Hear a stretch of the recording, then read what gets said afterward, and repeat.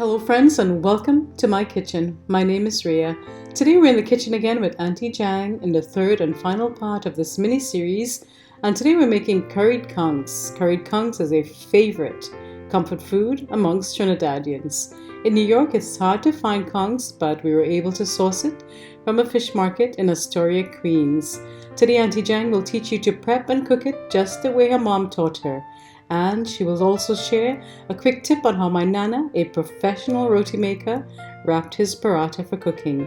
If you'd like to see more, let's start cooking. Before we head to the kitchen, here are some clips from a conch farm we visited in Turks and Caicos a couple of years ago.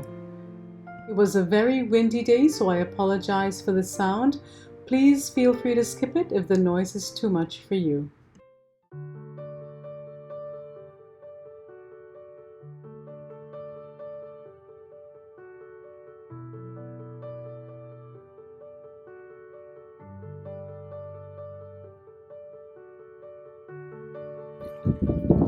Yeah, we have the eyesore, the eyeball, the proboscis, the mouth, the foot, and the hurt lump.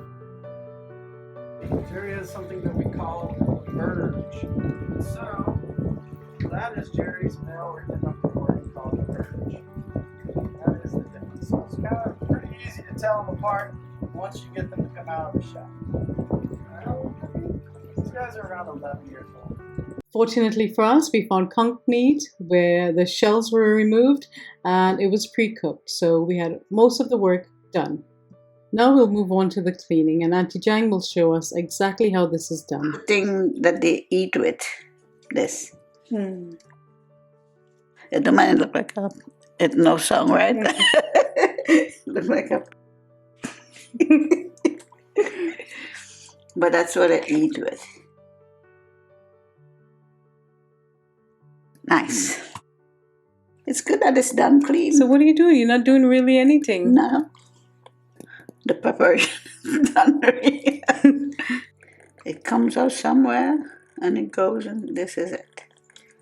You cut the back, you take this out, it's the mouth. We're not too sure what this is, but whatever it is, remove it just in case. We paid $75 for 5 pounds, but after cleaning, there was only 4 pounds left. Part of the conchs, okay? And then you cut this.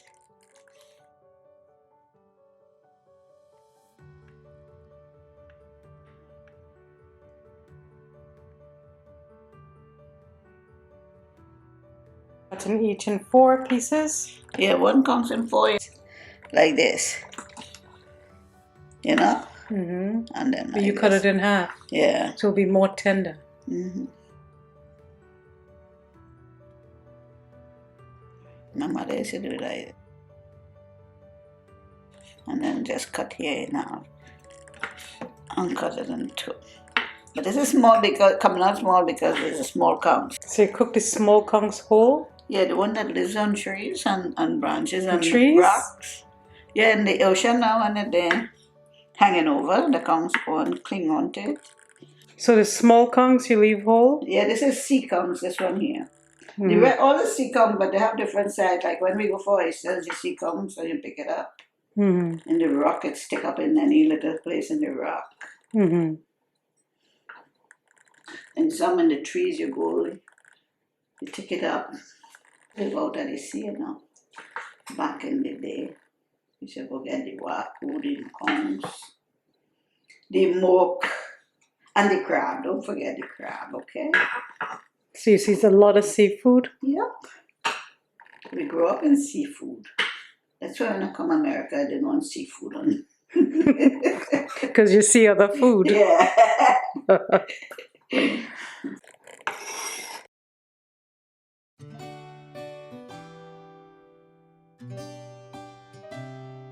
Make sure you catch all the seed, okay? Next, we'll soak the conchs with the juice of 2 lemons and enough water to cover for about 30 minutes. We'll rinse several times with cold running water and drain.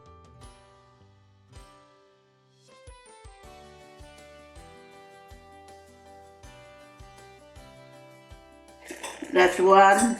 Oh, No, not it's not salty. salty. So, two, we got to taste it and put more.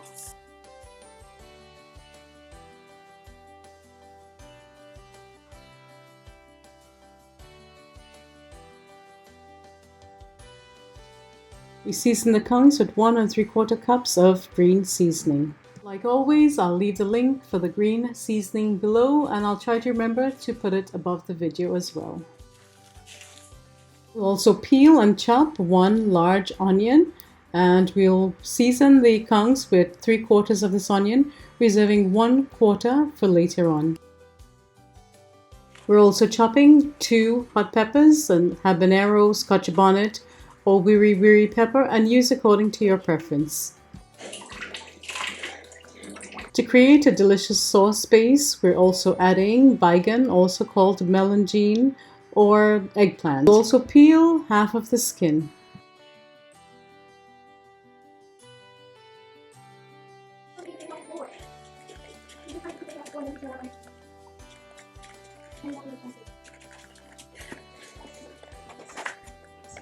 No.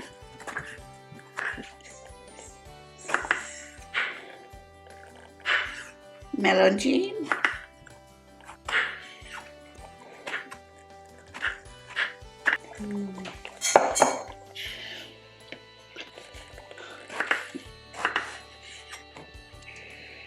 Three-quarter cup of oil. We've added the reserved onion, a hot pepper, and 3 cloves of garlic sliced. 10 tablespoons of curry. The curry has been frying in the oil for about 2 minutes. Now we'll add about a half cup of water. Nice.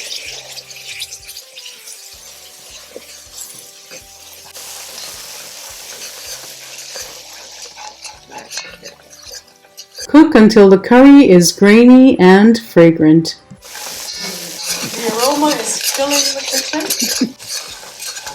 Now that the curry is grainy and fragrant and has separated from the oil, we'll add in the conchs, the seasoned conchs. Remember, we seasoned it with 1 3/4 cups of green seasoning, 1 large onion, and 2 tablespoons of salt. We'll give it a stir to combine. We'll cover the pot, reduce the heat to low, and allow the conchs to cook and release its juices and cook in those juices and then evaporate. It will take about 15 to 20 minutes, may take longer for you. The conch has been cooking for about 15 minutes and it's beginning to stick. So now we'll add the eggplant, what we refer to as baigan.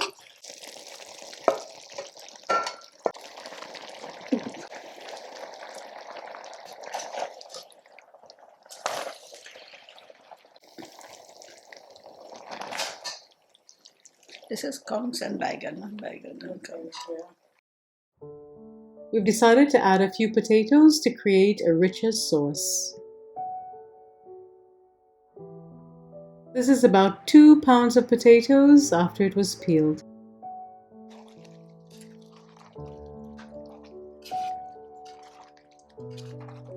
The conchs has been cooking for about 44 minutes. We'll cover it and cook it until the liquid evaporates.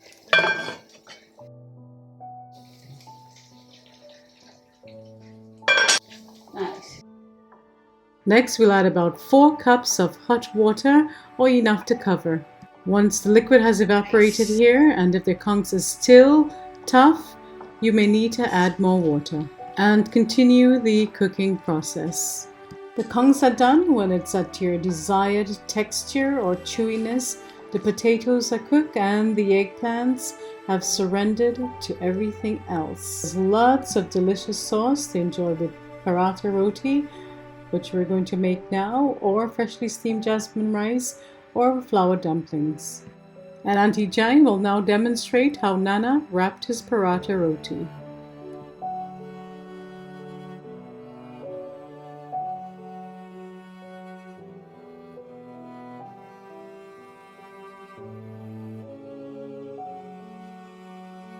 For those of you who watched the curry mango video, one or two videos before this, this is the clip that was missing. The mangoes that we used, they were half ripe, and we cut off the stems and cut it into 4 or 5 pieces, each half lengthwise. If you haven't seen that video yet, take a mental note of these clips and then head on over to watch that video.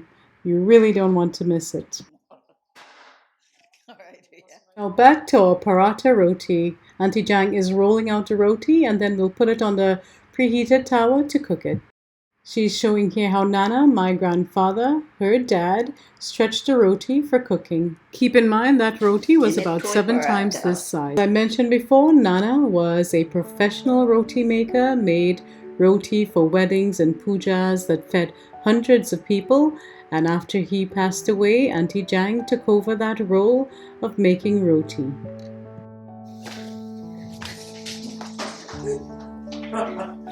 That's dinner day, Jack. Next, we'll brush on oil or butter, and we're using butter here today, some good quality butter, onto the dough. I will leave the link to the ingredients for the paratha roti and the paratha roti video below. I kneaded the flour the day before and kept it in the fridge, and then we wrapped it today.